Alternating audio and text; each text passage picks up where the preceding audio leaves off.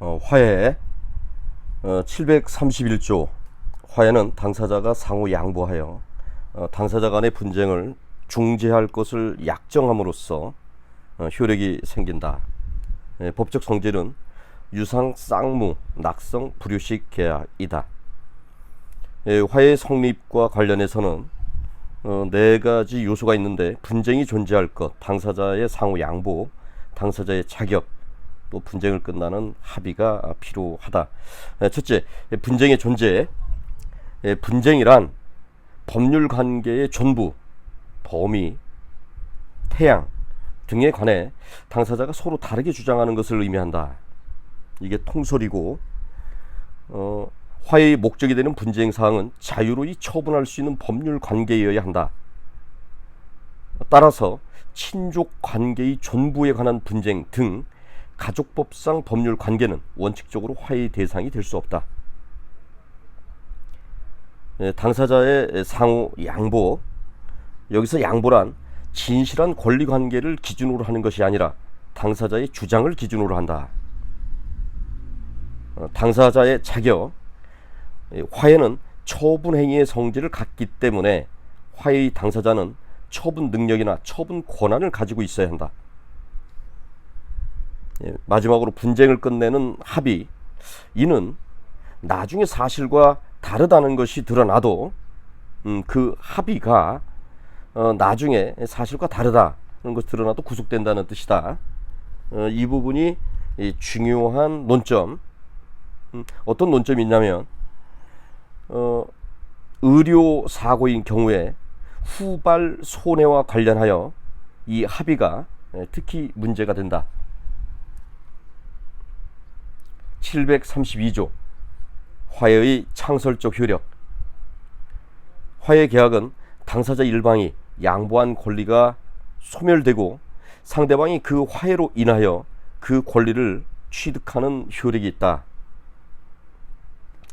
733조 화해의 효력과 착오. 화해 계약은 착오를 이유로 하여 취소하지 못한다. 그러나 화해 당사자의 자격 또는 화해의 목적인 분쟁 이외의 사항에 착오가 있는 때에는 그러하지 아니하다. 모든 어떠한 이 재판의 핵심 쟁점, 논점은 733조와 관련될 것이다. 자, 첫째, 화해 계약은 착오를 이유로 취소하지 못한다.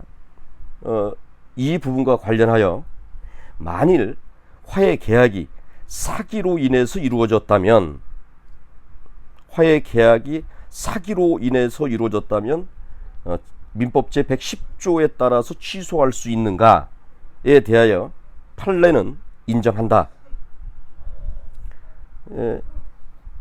민법 제733조의 규정에 의하면 화해 계약은 화해 당사자의 자격 또는 화해의 목적인 분쟁 이외의 사항에 착오가 있는 경우를 제외하고는 착오를 이유로 취소하지 못한다. 하지만 그 화해 계약 자체가 사기로 인해서 이루어졌다면 화해의 목적인 분쟁에 관한 사항에 착오가 있는 때에도 민법 제110조에 따라서 취소할 수 있다. 다음, 화해 당사자의 자격. 이것은 화해 당사자가 자격이 없음에도 자격이 없는 화해 당사자와 화해를 했다면 이는 취소할 수 있을 것이다. 이건 당연한 얘기일 거고요. 다음에 화해의 목적인 분쟁 이외의 사항에 착오가 있는 때는 그러하지 아니하다. 자, 이 부분은 매우 중요한 부분인데, 여기서 분쟁, 화해의 목적인 분쟁 이외의 사항이라 함은 분쟁의 대상이 아니라 분쟁의 전제 또는 그 기초가 된 사항으로서 쌍방 당사자가 예정한 것이어서 상호 양보의 내용으로 되지 않고 다툼이 없는 사실로 양해된 사항을 의미한다. 예. 이 부분입니다. 화해의 목적인 분쟁 이외의 사항이 뭐냐? 분쟁의 대상이 아니라 분쟁의 전제 또는 기초가 된 사항이다.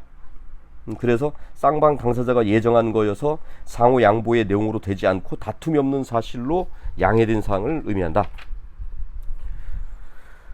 매우 중요한 논점, 이제 화해와 이제 후발 손해의 관계인데, 자, 불법 행위로 인해서 이제 불법 행위로 인한 손해배상에 관해 피해자가 일정 금액을 지급받고 나머지 이 청구를 포기하기로 한 약정이 있다면 이것을 어떻게 해석해야 되느냐와 관련하여 판례는,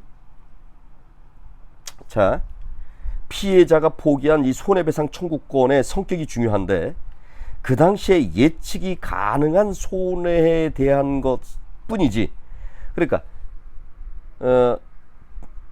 화해 당시 피해자가 포기한 손해배상 청구권은 예측 가능성이 있어야 된다. 만일 예상할 수 없었던 그 적극적 치료비나 후유증이 그 후에 생긴 경우에 그 손해에 대해서까지, 그러니까 예상할 수 없었던 적극적 치료비나 후유증에 대한 손해배상 청구권을 포기한 것은 아니다라고 보는 것이고, 또 후발 손해가 합의 당시 사정으로 보아서 예상이 불가능한 것이었다면, 당사자가 후발 손해를 예상했다면 사회 통념상 그 합의금으로는 화해하지 않을 것이라고 보는 것이 상당할 만큼 그 손해가 중대하다면 당사자는 이러한 손해까지 손해배상 청구권을 포기한 거라고는 볼 수 없다. 따라서 그 손해배상을 그 손해배상을 청구할 수 있다고 봐야 된다. 그럼 핵심은 뭐냐면, 피해자가 예를 들어서 피해자가 설령 화해를 했다 하더라도